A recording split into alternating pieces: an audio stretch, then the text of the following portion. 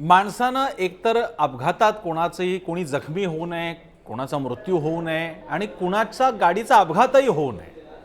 आणि जर का अपघात झालाच तर ज्याचा अपघात झालेला आहे ती व्यक्ती जखमी झाली आहे किंवा दुर्दैवाने मृत्युमुखी पडलेली आहे तर गर्भश्रीमंत किंवा राजकारणी माणसाशी कनेक्शन असणाऱ्या किंवा राजकारण्याच्याच असणाऱ्या गाडी समोर तरी अपघात होऊ नये अशी नक्की प्रार्थना करावी, कारण न्याय मिळायची शक्यता कमी होऊ शकते किंवा तपास प्रभावित होऊ शकतो किंवा कदाचित त्यातून न्याय मिळाला सुद्धा तरी त्याला भरपूर वेळ लागू शकतो। याला कारण ठरले असं म्हणायचं कारण म्हणजे गेल्या काही दिवसात महाराष्ट्रात घडलेल्या घटना आणि त्यातली ताजी घटना म्हणजे नागपूरमध्ये भाजप प्रदेशाध्यक्ष चंद्रशेखर बावनकुळे यांचे चिरंजीव संकेत हे ज्या गाडीत बसले होते त्या गाडीनं दिलेली धडक, त्या धडकेमुळे जो अपघात झाला त्यात काही जण जखमी झालेले, तो विषय असल्यामुळे हे सगळं म्हणायची वेळ येते। नमस्कार, मी प्रसन्न जोशी, आपण पाहताय पुढारी न्यूजच्या यूट्यूब चॅनलवर आपला कार्यक्रम चर्चा तर होणार आहे आणि चर्चा करावीच लागणार आहे। पुण्यामध्ये बिल्डर पुत्र पोर्श कार अपघात प्रकरण आपल्याला माहिती आहे। मुंबईतल्या वरळीमध्ये सुद्धा अपघात झालेला आहे, त्याच्यानंतर आता नागपूरचा आलेला आहे। या दरम्यानच्या काळात कितीतरी अपघात झालेले आहेत। उत्तर पट्ट्यात तर अपघात होतच असतात। मेरे बाप को पहचानता नहीं क्या असं अशी भाषा असते तिथल्या लोकांची, तुम्हाला पता नाही मेरा बाप कोण आहे ही तिकडची भाषा असते। आता ते कल्चर सुद्धा महाराष्ट्रात येत आहे का हा आणखी एक विषय आहे, पण आता तरी आपल्याला बघायचं की या अपघातांमधून काहीतरी एक चित्र तयार दिसतंय का। या 3 अपघातांपुरता बोलायचं झालं त्याला योगायोग म्हणा नाही तर काही म्हणा, पुण्यामध्ये बिल्डर पुत्र पोर्श गाडी अपघात प्रकरण जे झालं होतं त्यामध्ये सुद्धा स्थानिक आमदाराच्या भूमिकेवरती जोरदार टीका झाली होती। हेही विचारण्याचा प्रयत्न झाला होता की या व्यक्तीच्या बाबतीत स्थानिक राजकारण्यांनी मदत करायचा प्रयत्न केला त्या बिल्डरला, त्याच्या पोराला, आणि हा सगळा अपघात दाबण्याचा प्रयत्न तर झालाच होता, ते तर दिसूनच आलं। ससूनच्या अनेकांवरती त्याबद्दल कारवाई तपास सुद्धा सुरू आहे।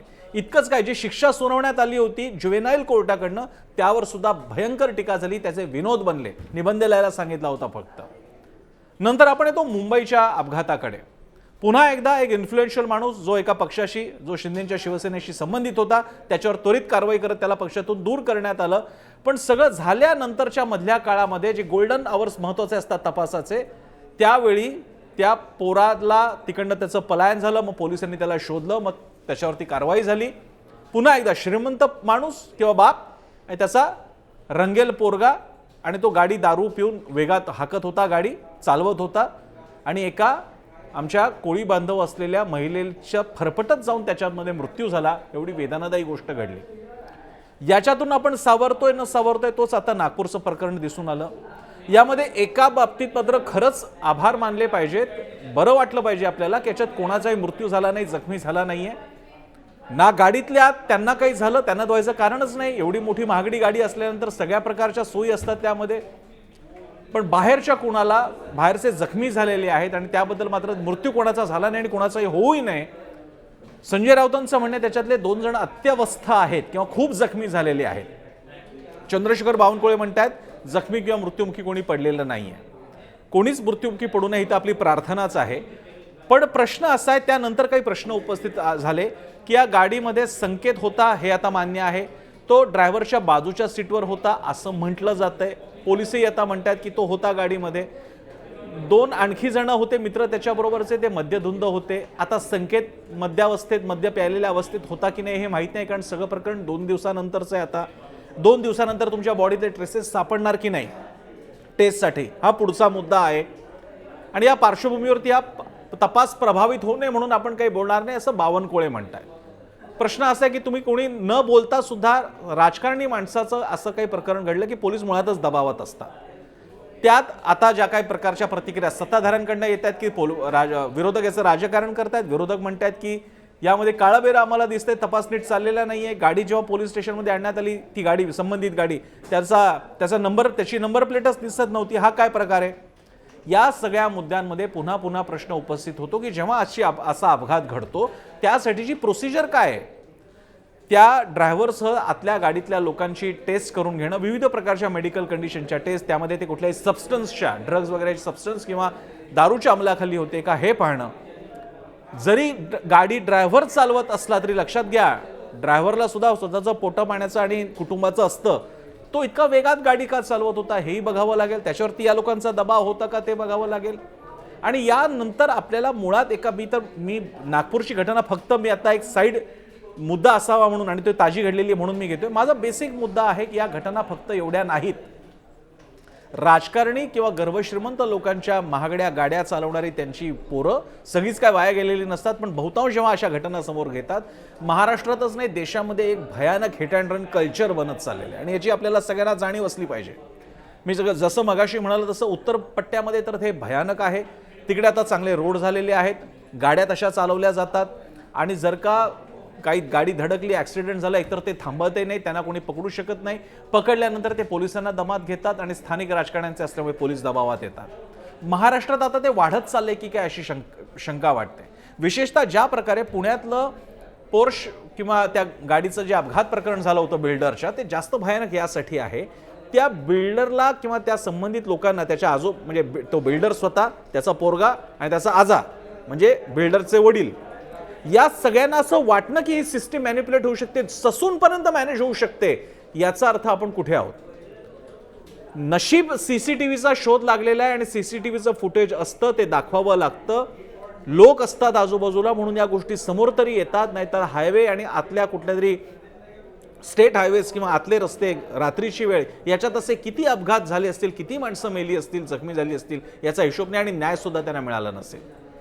महागड्या गाड्या येत असताना त्यांना प्रचंड स्पीडची सोय असते कारण इंजिन्स अतिशय पॉवरफुल असतात. मग यांना कंट्रोल करण्यासाठी काय करता येईल? या बाबतीत काही करणार आहे का आपण सगळा समाज म्हणून? आणि तरीसुद्धा या गाड्या अशा चालू राहतात. या अशा गाड्या चालूच कशा राहतात? अनेकदा तर त्याच्यातली जी पुण्यातलं प्रकरण तर सरळ तो अल्पवयीन होता, त्याला लायसन्स कसं काय आलं, मग त्याच्याकडे त्याला अचानक लायसन्स कसं काय मिळालं होतं, मग तो कशी काय गाडी चालवत होता? मग अल्पवयीन असणं तरी खोटं होतं किंवा मग लायसन्स तरी कसं मिळालं, हा प्रश्न त्यामध्ये उपस्थित होतो. आणि बाकीच्या घटनांमध्ये एक संस्कृती तयार होते की आपण काही करू शकतो आणि आपल्याला कोणी हात लावू शकत नाही. आणि दुर्दैवाने अशा जेव्हा घटना घडतात, मग ती मुंबईची असेल, पुण्याची असेल किंवा कुठलीही असेल, त्यामधल्या तपासावरती होणारे प्रभाव आपल्या सगळ्यांपर्यंत पोहोचत असतात. आणि यामुळे खरं तर असे ॲक्सिडेंट आणि त्याच्यातून होणारा कारवाई याच्यामुळे डिटरन्स तयार व्हायला पाहिजे. जे गाडी चालवणारे आहेत किंवा आपण कोणीही असो गाडी चालवणारे, डिटरन्स म्हणजे भीती वाटली पाहिजे की आपल्याला कायदा पकडेल, पोलीस आपल्याला पकडतील, असं न वाटता हे अपघात वाढत जाणं, याच्यामुळे एक वेगळी विकृती तयार होते. मी या विकृतीला थेट ज्या प्रकारे महिलांच्या विरोधातल्या अत्याचाराची साठी एक प्रवृत्ती तयार झाली आहे देशभर असं वाटतंय, त्याचप्रमाणे गाड्या जोरदार चालवण्याच्या वेळी कायद्याची काही चिंता करायची नाही अशी एक प्रवृत्ती तयार झाली आहे का असं वाटण्यासारखी स्थिती आहे.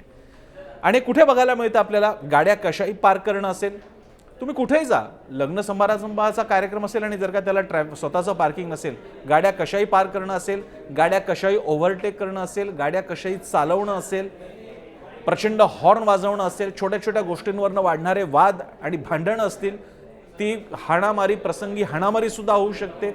सगळेजण चिडलेले आहेत, प्रत्येकाला वाटतं ट्रॅफिक किती आणि आपल्याला पुढे जाता येत नाही, पण त्याला हे कळत नाही की आपण स्वतः ट्रॅफिकच आहोत. आणि या सगळ्यातून तयार होणारं वाहतुकीचं एक संस्कृती तयार झालेली आहे, ती वाईट आहे. आणि आता तिचं कुठलंही गुणगान करावं, कौतुक करावं आणि नुसते जोक करावे अशी स्थिती राहिलेली नाही आहे. हे जीवावर बेतू लागलेलं आहे.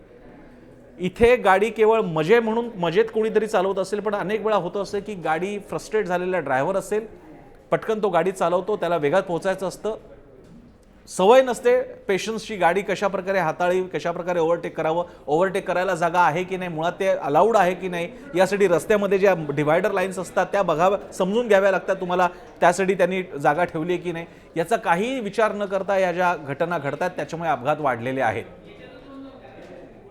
नागपूरची घटना तरी मोठी झाली, पुण्याची घटना मोठी झाली, मुंबईची झाली.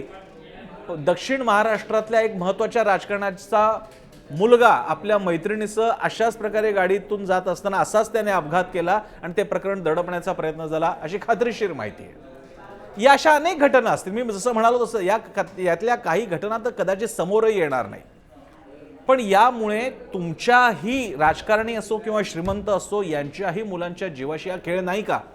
जर का त्यांना गाडी चालवता येत नसेल, तसे रस्ते आपल्याकडे नाही आहेत, तसं ट्रॅफिक, तशी व्यवस्था आपल्याकडे नाही आहे वाहतुकीची, तर अशा गाड्या चालवाव्यात का? याच्या बाबतीत कधीतरी आपल्या मुलाबाळांना जरा दोन शब्द हिताचे कोणी सांगणार आहेत की नाही हा प्रश्न आहे. मी घेणार नाही नाव, मात्र महाराष्ट्रातला एक दिवंगत राजकीय नेत्यांचा मुलगा सुद्धा काही वर्षांपूर्वी, जवळपास त्याला 20 वर्षाहून जास्त काळ झाला, अशाच प्रकारे अपघातामध्ये गेला. तरुण मुलगा अपघातामुळे तो गेला, मृत्युमुखी पडला. अशा घटना होत असतील आणि त्या अजूनही थांबत नसतील आणि आता तर त्या वाढत असतील, कारण आता सगळ्यांकडे महागड्या गाड्या येऊ लागलेल्या आहेत. तर मग करायचं काय? आणि एकानं महागडी गाडी घेतली आणि इतरांच्या गोष्टी बघून साधारणपणे आपल्याकडे सगळ्यांनाच वाटतं आपणही गाडी अशाच प्रकारे चालवू शकतो आणि सगळेच मग रेटारेटीचं एक संस्कृती तयार होते.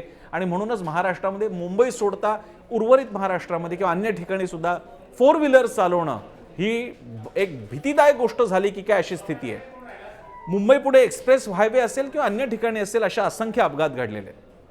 समृद्धी महामार्गावरचे अपघात झाले, मात्र त्यावेळी हा मुद्दा सुद्धा तितकाच महत्त्वाचा होता की किती स्पीडने गाडी चालवायची, कशी कंट्रोल करायची हे त्या ड्रायव्हरना नीट कळलंच नाही, किंवा काही जण तर मद्याच्या अंमलाखाली होते हे सुद्धा लक्षात आलं होतं. या सगळ्या घटना लक्षात घेता आता वाहतूक, गाडी चालवणं या बाबतीमध्ये कंट्रोल कसा ठेवता येईल, काय करावं लागेल, या बाबतीत सगळ्यांना एकत्र बसून विचार करायची गरज आहे. राज्य शासनाला सुद्धा विचार करण्याची गरज आहे. शहरातून गाडी इतक्या वेगानं गाडी जाऊच कशी शकते? जर का एका स्पॉटवरून अशी गाडी मोठ्या पुढच्या भागापर्यंत जात असेल, तर या मधल्या काळातल्या टप्प्यांमध्ये CCTV ते टिपलं जात असेल, तर कंट्रोल रूम काही करू शकते का?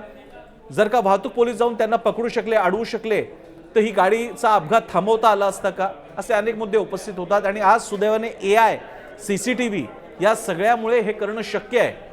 कंट्रोल रूममध्ये बसून सर्व रस्त्यांमध्ये गाडी किती वेगाने कुठे चाललेली आहे, किती स्पॅन आहे आणि पुढे कुठे ट्रॅफिक आहे का, गर्दीचे स्पॉट आहेत का, लोक जास्त संख्येने असलेले स्पॉट्स आहेत का, हे बघणं शक्य आहे.